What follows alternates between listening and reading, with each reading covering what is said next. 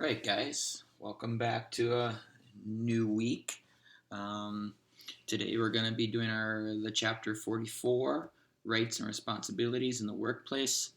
We previously last week were doing worked on discrimination. This is going to be going into the rights and responsibilities in the workplace, but it's going to have a lot to do with that discrimination that we've learned about prior to this. So it'll be a good kind of capstone on a discrimination thing. So, I want you to imagine if you've ever had a job before or you've gone through a job interview, you kind of understand a little bit about what's entailed with it and kind of how that process goes.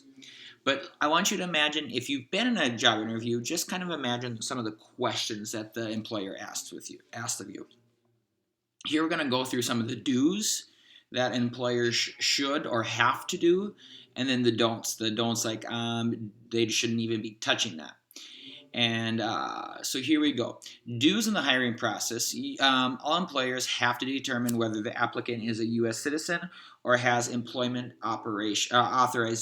Authorization means that if they're not a U.S. citizen, they are here legally and they have a green card or whatever documentation they have that is said that they can work. If they are here illegally, they are not able to work, and that's why that's why employers need to know that so they can be careful not to. They cannot employ illegal immigrants. Another one is determine whether the applicant is old enough to work. For one thing, children. It's anti-children labor laws, or not anti-children, anti-labor laws for children. So they have to be a certain age. Also, let's think of an establishment where they're going to be serving alcohol. They have to know that age to make sure that they are old enough, whether it is 18 or 21. And then another one is they have to determine the gender and race, not because they can use it for discriminatory purposes. It is for statistical purposes. A lot of times when you fill out, even I know you guys, when you're filling out stuff for testing, stuff for college college applications, they always ask, what gender are you? What's your race? That always goes into statistical purposes. Nothing to determine or help them decide whether they're going to accept you or not. It is purely to say so many males applied for this and so many got in, or so many females, so many African American males applied for this, so it just gives information and statistics for other things. Some don'ts in the hiring process. Inappropriate references or questions regarding applicants' gender, race, national origin, religion, disability, marital status, or personal practices. It should be personal, outside the workplace. So, if they can't be biased or discriminate against whether you're male or female. Your race can't be anything. Now, disability. You can't ask anything about the person's disability unless, and you're not asking directly about the disability, but let's say, well, a lot of jobs, let's say you want to have a job at Home Depot or Menards or Lowe's, and it says you must be able to lift more than 50 pounds, okay? It is okay to ask that person, are you able to perform this task of lifting more than 50 pounds? Now, if an individual who has a disability where they need to use a walking aid, such as maybe a crutch or a wheelchair or a walker, or so to speak. And if they say no, well, then it is okay not to hire that person. You're not hiring that person because you have to have an aid in walking. You're not hiring that person because they are unable to pick up that 50 pounds. You see where that is? Depending, some jobs, they can weed out people who may have a disability that prevents them from actually fulfilling the job requirement and description. Marital status. You're not able to ask that. Another thing that you're not able to ask is, Are you pregnant? Or are you planning on becoming pregnant? Okay. Why? Because sometimes employers might not want to hire young females who are married, or young females, because that is the prime age of childbearing. And what happens if you're pregnant and you have a child? You get maternity leave. You get to leave work, and they have, so there's some things there, and that is something else that they are unable to ask. So conditions on the job, wages and hours. Okay, so Fair Labor Standards Act comes in and requires that a minimum hourly wage be paid to all employees. We've heard of minimum wage. If you guys have jobs, you most likely, as a high school student, you are most likely getting paid minimum wage, or, closer to it. The federal minimum wage is $7.25 per hour. Okay, that's the federal. So technically, if it's federal, no states can be under that. Now, but states can set their own minimum wage as long as it is not below the federal. North Dakota minimum wage stays with the federal. They are right in the federal. There's a lot of states that are right with the federal minimum wage, $7.25. I was looking up some statistics on other ones, and I thought, okay, well, let's look at Minnesota. Minnesota's minimum wage is $8.15 to $10 per hour. $8.15 are for the small companies that don't hire many people, that do not have a large profit. So they don't have to pay their employees as much. Your large businesses, let's say like McDonald's or anything like that, they will pay at least $10. Now, I think McDonald's, I say that, but then I realize that McDonald's can even put their own minimum wage on, okay? So I know McDonald's pays, even in North Dakota, their minimum wage, or they pay at least $15 an hour, I believe. I've heard. I can't confirm that, but I think I've seen that. And let's go even down. The highest one that I saw was Washington, and their minimum wage is $14 per hour.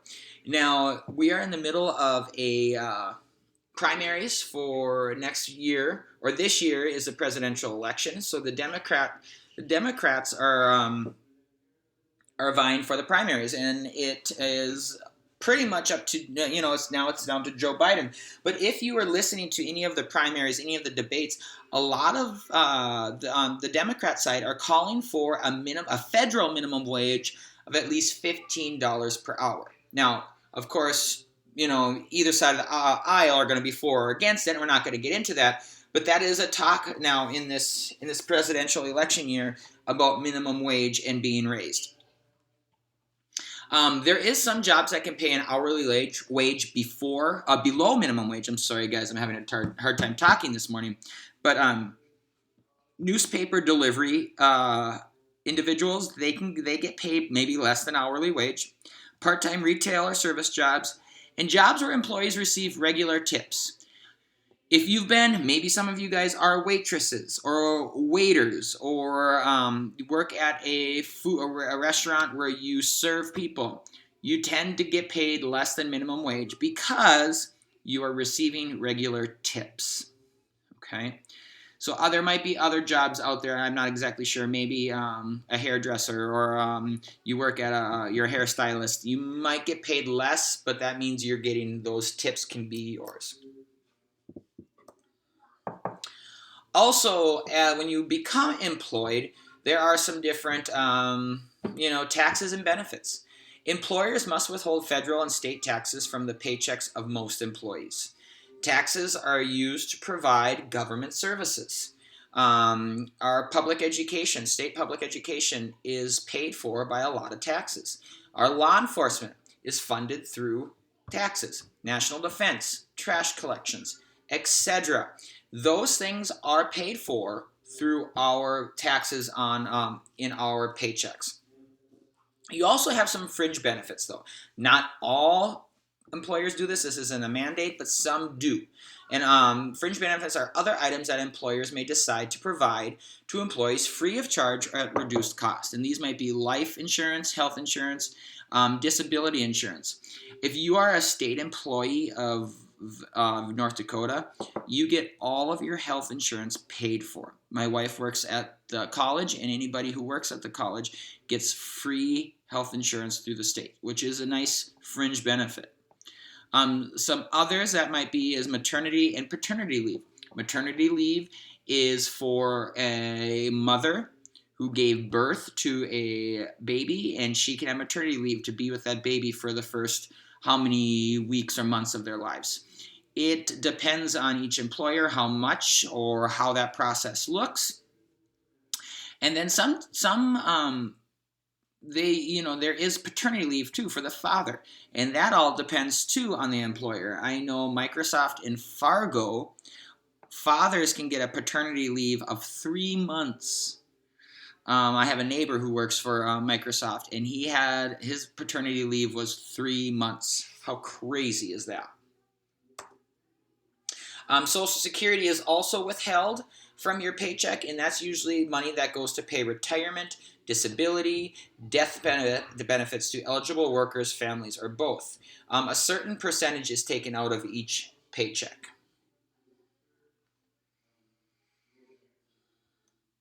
Next, we're going to talk about unions. Now, unions is a group of workers when they come together, and they're kind of to be pro-worker. They're supposed to help out any of the workers. So a union is an association of workers that seeks to secure favorable wages, improve working conditions and hours, and resolve grievances with employers.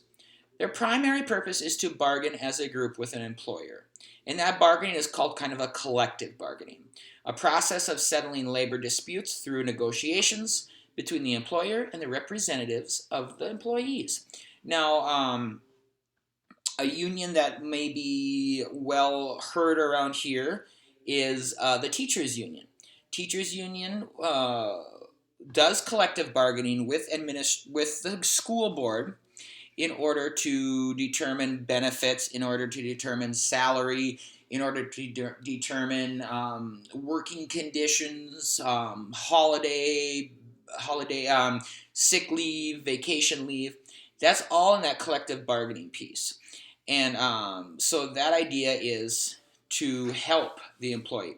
Now, there are people who are for unions. They believe that an employee who is part of a union is able to benefit from a higher wage, better working conditions, better benefits compared to a non-union worker. But other people will argue that unions cause employers to pay more, and in return makes goods more expensive. So there's two, of course, we always know there's two sides of that aisle that usually do not agree on a lot of things. And employees, if there is a union, all employees have the right to join or not to join, or to support or not to support a union. Unions have the right to take certain actions. Organizing strikes. Strikes means that they stop work, or picketing. Picketing is a public demonstration, like you would say a lot of those people who are marching with signs say, free health care, or minimum wage, $15, whatever it is. That would be picketing.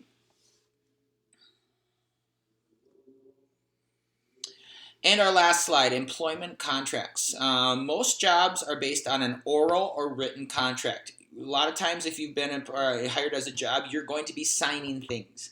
You're going to sign your name on stuff saying that I agree to a $10 an hour job, and I agree to be working 8 to 5, blah, blah, blah, blah.